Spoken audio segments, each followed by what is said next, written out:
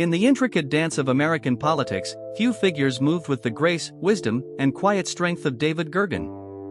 On July 10, 2025, at the age of 83, this towering statesman passed away in a Lexington, Massachusetts, retirement community, his brilliant mind finally stilled by the relentless progression of Lewy body dementia. His son, Christopher, shared the heartbreaking cause, a disease that dimmed a light that had guided four U.S. presidents, Nixon, Ford, Reagan, and Clinton, through some of the nation's most turbulent times. David Gergen was more than a White House advisor, he was a bridge across partisan divides, a voice of reason in the chaos of Washington, and a mentor whose teachings at Harvard's Kennedy School inspired generations. From crafting Ronald Reagan's iconic 1980 debate question, "Are you better off than you were 4 years ago?" to shaping Bill Clinton's comeback, Gergen's career was a masterclass in public service.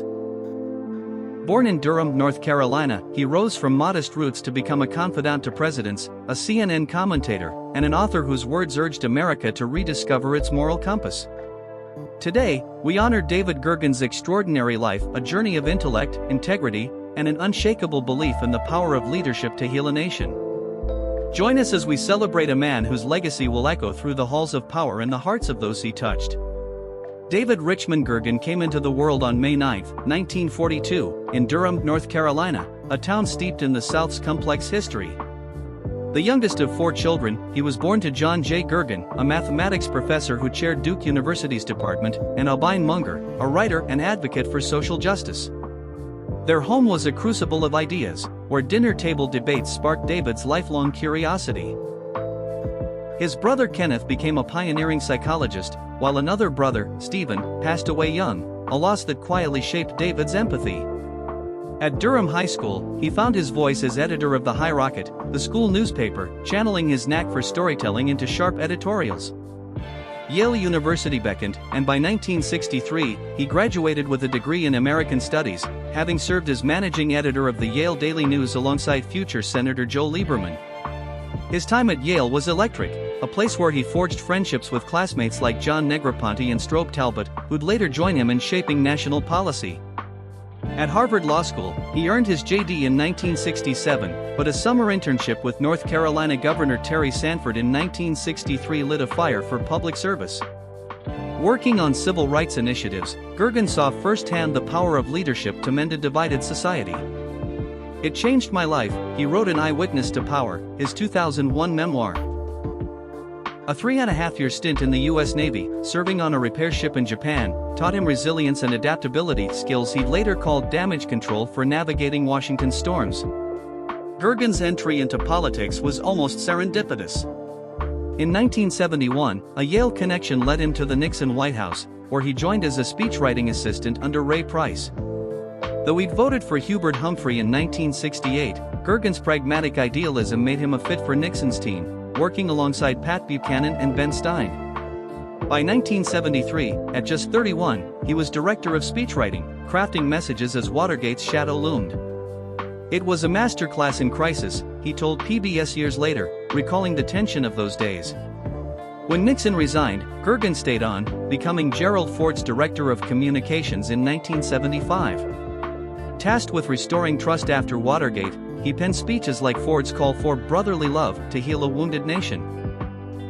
After Ford's 1976 loss, Gergen served briefly under Treasury Secretary William Simon, sharpening his economic insights before joining Ronald Reagan's 1980 campaign. His work on Reagan's debate strategy was pivotal, with the question, "Are you better off than you were 4 years ago?" crystallizing voter frustration and helping secure Reagan's landslide victory. As Reagan's communications director from 1981 to 1983, Gergen shaped the administration's narrative through a recession and Cold War tensions, working with icons like James Baker and Michael Deaver. His ability to distill complex policies into clear messages earned him Reagan's trust, though he left in 1983, wary of burnout. In 1993, Gergen made a bold move, joining Bill Clinton's White House as a senior advisor, a rare leap across party lines. Clinton's early presidency was faltering, budget battles and missteps like "don't ask, don't tell" had eroded public confidence. Gergen, brought in to steady the ship, helped refocus Clinton's agenda, though clashes with Al Gore's team led to his departure in 1994. "I was a Republican in a Democratic administration," he told the New York Times, reflecting on the friction. Yet, his brief tenure left a mark, with Clinton later crediting Gergen's counsel for his political recovery. Critics called him a spinmeister, but supporters saw a man driven by principle, not partisanship. David served the country, not just the party, Al Gore posted on X after his passing. Gergen's ability to work for 3 Republican presidents and 1 Democrat was a testament to his belief in governance over ideology. His time in the White House, spanning Watergate, the Cold War, and the 1990s culture wars, gave him a front-row seat to history, which he later shared through his writings and commentary. After leaving politics, Gergen reinvented himself as a journalist and educator, becoming a trusted voice in a polarized media landscape. In 1984, he joined PBS's MacNeil-Lehrer NewsHour, where his Friday night debates with conservative Mark Shields became must-watch TV, earning a Peabody Award in 1988 for their incisive analysis. As editor-at-large at U.S. News and World Report, he boosted the magazine's circulation, blending rigorous reporting with accessible storytelling.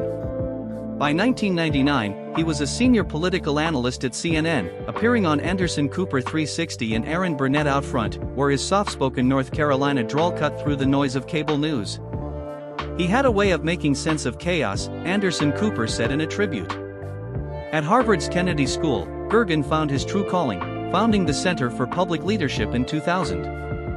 There, he mentored thousands of students, from future policymakers to social entrepreneurs, emphasizing ethical leadership. His 2001 book, Eyewitness to Power, offered a candid look at the presidents he served, while his 2022 book, Hearts Touched with Fire, was a clarion call for young leaders to tackle democracy's challenges. "We can't continue on this unsustainable path," he told CBS in 2022, his voice tinged with urgency. His 27 honorary degrees, from institutions like Duke and Yale, and roles on boards like Teach for America and the Schwab Foundation, reflected a life dedicated to lifting others. Gergen's personal life was a haven of stability amid Washington's whirlwinds. In 1967, he married Anne Elizabeth Gergen, a London-born family therapist whose warmth complemented his intensity.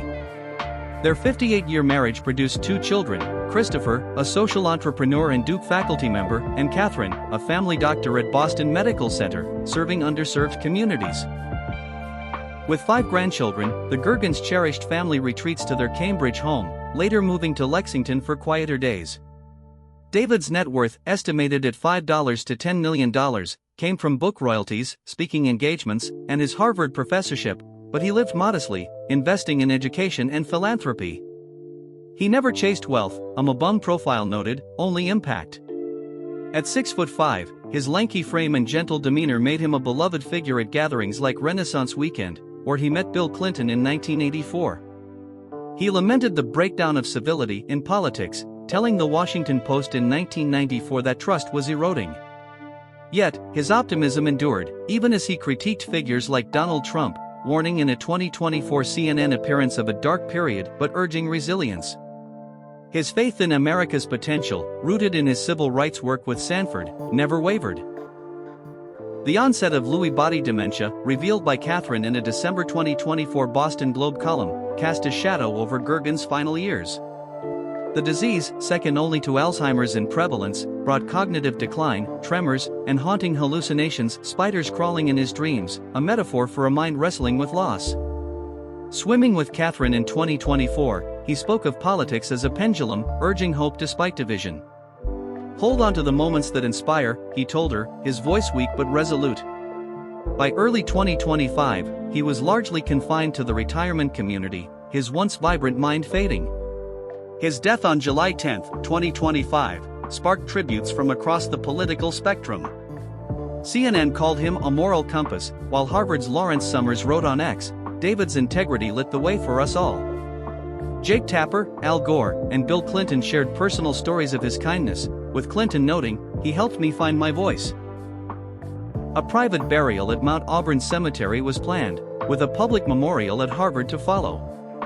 On X, fans mourned, one writing, "Gergen was a bridge when we needed one most." His life rooted in Durham's ideals, tested in Washington's fires, and shared through teaching reminds us that leadership is about service, not spotlight. David Gergen's story is one of quiet heroism. From a North Carolina boy editing his high school paper to a White House sage shaping history, he navigated crises with intellect and grace. His work with Nixon, Ford, Reagan, and Clinton showed a rare ability to transcend party lines, while his books and commentary urged America to rise above division. His love for and in their children, his mentorship of young leaders, and his faith in democracy defined a life of purpose. As we reflect on his 83 years, we see a man who believed in the power of words to heal, ideas to unite, and service to endure. The image of Gergen, tall and thoughtful, sharing wisdom with a student or penning a speech that changed an election, lingers as a beacon. Rest in peace, David. Your voice, steady and true, will guide us still. If this tribute to David Gergen moved your heart, please take a moment to like this video and subscribe to our channel for more stories about the visionaries who've shaped our world. Your support helps us keep their legacies alive. Thank you for watching, and until next time, keep seeking the light in leadership.